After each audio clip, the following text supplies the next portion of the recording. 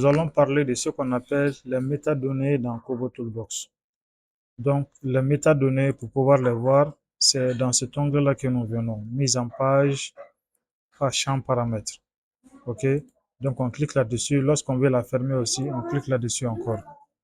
Donc, directement, lorsqu'on vient dans ces paramètres, la première option qui vient, c'est page par défaut simple. Ici, c'est le style du formulaire.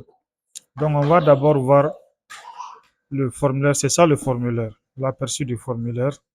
On va voir ici, voici le style que vous voyez. Ici, vous voyez que les textes sont en minuscule tel que nous l'avons écrit. Et voilà, ici, ça aussi, on a écrit en majuscule. Donc, les textes sont à l'état où nous les avons écrits. Donc, maintenant, on va changer de style ici. Par défaut, c'est sur ça, page simple. C'est dans page simple. Donc, maintenant, on va choisir thème gris et sauvegarder. Donc, maintenant, on vient voir à quoi est-ce que ça ressemble.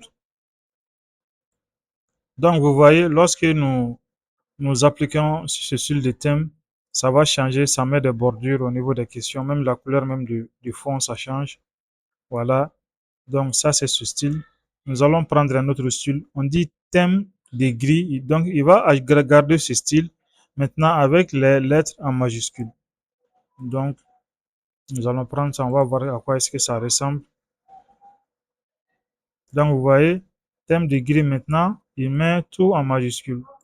Tous les titres en majuscule, mais la modalité reste la même. Donc, les titres seront, les labels seront en majuscule.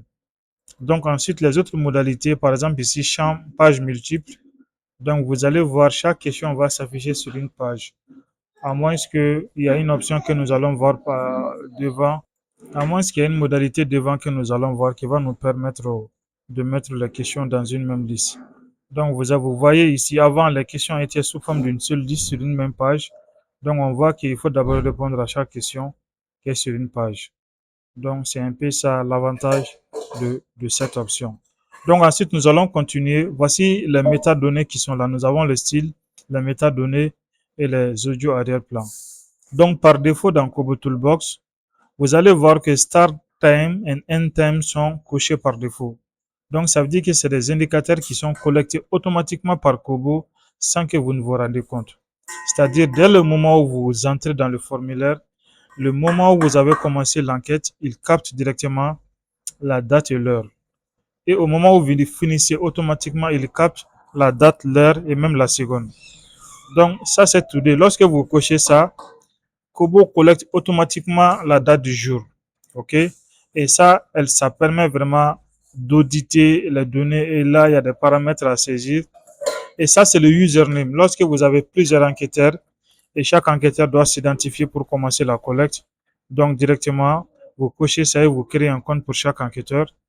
Et ça, c'est le numéro de téléphone. Kobo aussi peut, avec l'autorisation du propriétaire, collecter le numéro de téléphone et le type de téléphone.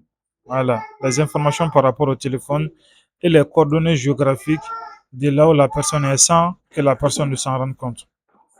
Et ici, audio arrière-plan permet de collecter l'enregistrement vocal de l'enquête en arrière-plan sans que l'enquêteur ne s'en rende compte.